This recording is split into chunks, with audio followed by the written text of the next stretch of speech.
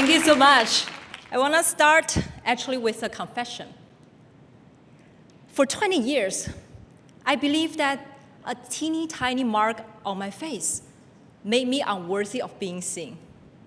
Not worries. It was just a mole here on my left cheek.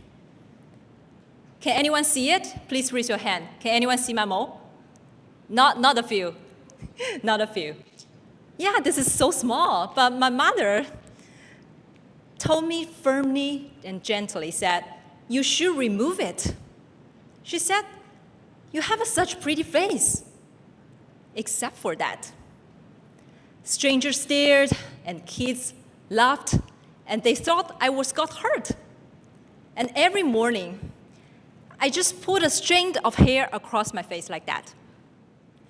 I just sat in daughter's room, waiting for and begging for a concealer, a scalpel, or a laser, trying to erase the one thing that made me not fit. I thought beauty was a game of subtraction. Take away the flaw, take away the mole, and take away anything that doesn't look like a picture in the magazine. Then maybe you'll be allowed to exist. Then one day, a classroom looked at me, and she said something without a pity, without a fake reassurance, but definitely cracked my whole world open. Let me tell you about that moment. Her name was Maya, and we were 15. She sat next to me in an art class, and she was kind of a quiet person that people mistake for shyness, but she was just paying attention. And one afternoon, while we were sketching our self-portraits, I was doing as what I always did, drawing my self-faces without the mole, erasing it before it even existed on the paper. And Maya leaned over and said, that's not you. I froze. She didn't say it in a mean way. She said it like a fact. And she pointed to my cheek, said, that mole isn't a mistake. It's your footprint, it's your signature, and no one else in the world has it. And that's what makes you irreplaceable. She didn't give me a lecture. She didn't try to fix me. She just said it to me and went back to her drawing. And I remember thinking, how does she know something about me that I don't know? In that moment, the curtain fell. Not because I suddenly loved myself, but because I realized something much more dangerous. I had spent 2 decades to erase the very thing that proved I was real. That's when I asked, no, I shouldn't be fixed, and started asking a different question. For a long time, I thought my story was about self-acceptance. You heard that once before, right? Love your flaws, make peace with your body, you're beautiful as the way you are. But here's what I come to see. Self-acceptance, as we are sold today, is a trap. Let me explain by what I mean. So true self-acceptance is real. It's necessary, it's good for yourself, because the work of saying it is like, I feel good about myself and feel enough when the word tells me that I'm not. I'm not arguing against that. What I am arguing against is the packaged version of self-acceptance. It's the one who is bought, branded, and sold back to us as a product. Look around. Every brand, every influencer, every wellness group tells you to love yourself and sells you a $90 serum to fix the insecurity that they just remind you of. The message is, you're beautiful as you are, but here's something more beautiful, just in case. Do you see the trap? Self-acceptance becomes a private solo project. It's all about your mindset, your journaling, your meditation, your candle. The implication is, if you still feel ugly, the problem is inside you. You just haven't tried hard enough. You never asked a hard question. Why not? Is the standard itself broken? Here's the psychological cage that we're all in. Every day, media shows us the same narrow ideal. The perfect skin, perfect proportion, airbrushed faces.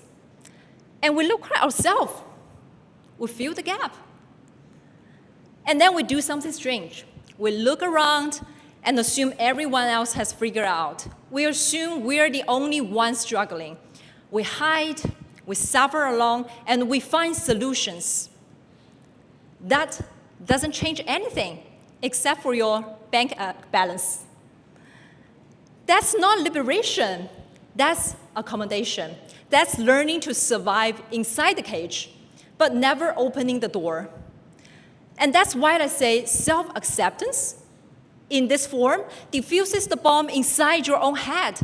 It stops you from hating yourself, and that's good, that's necessary. It doesn't stop the factory from making new bombs. It doesn't ask why we needed the bombs in the early place. So let me offer you a different word.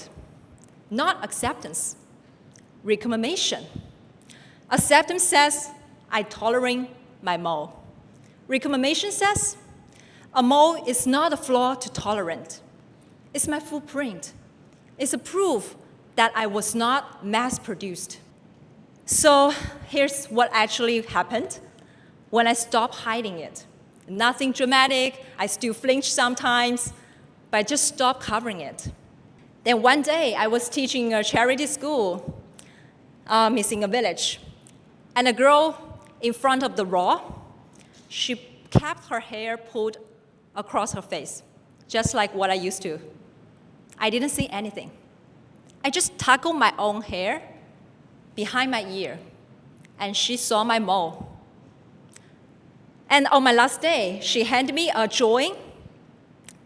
It was two people, her and me. And on our both faces, she drew a small black dot. She didn't say a word. She just ran off. Because she didn't draw herself the way she hid. She drew herself the way she wanted to be seen. So that's when I understood beauty is not a private feeling. It's a public signal. When you claim one part of yourself, you don't always get a thank you. I don't mean you need anyone's permission, but I mean that sometimes when people see you, don't usually give you a note, applaud, or they don't write your card, but they notice. And that noticing, that silent recognition becomes a form of permission for them. Not because you give it to them, but because your visibility makes them to realize, oh, I can do that too. That's not asking for permission. That's given, even without knowing. So this is the unseen power of beauty. It's not about lipsticks or filters or loving yourself in a dark room alone. It's about showing up unmasked in front of people and letting your visibility become the permission for them. Think about it. Every time you hide your scar, your mole, your belly, and your age, you're not protecting yourself. You're just reinforcing the lie that only certain bodies deserve to be seen. And you are keeping the cage intact for anyone. But every time you refuse to hide, you become a bridge. A bridge is not a bomb. So a bomb destroys. The bomb isolates. A bomb tells you to stay on your side alone. But the bridge connects. A bridge says, I walked across and you can too. A bridge doesn't wait for anyone's approval. A bridge just exists. And someone crosses. That girl, who drew the mole on both our faces. She crossed a bridge that I didn't realize I was building. She didn't ask me for permission. She saw me doing this. And she built her own bridge right alongside mine. That's the difference between self-acceptance and reclamation. Acceptance diffuses the bomb inside your head. Reclamation dismantles the factory that is making the bombs by making everyone else to realize that factory is a hidden lie. It's hidden because we've all been trained to believe it's normal. It's hidden because we think the problem is only in our own mirror. Once you see the factory is a lie, you cannot unsee it. And once enough people see it, the factory stops making and working.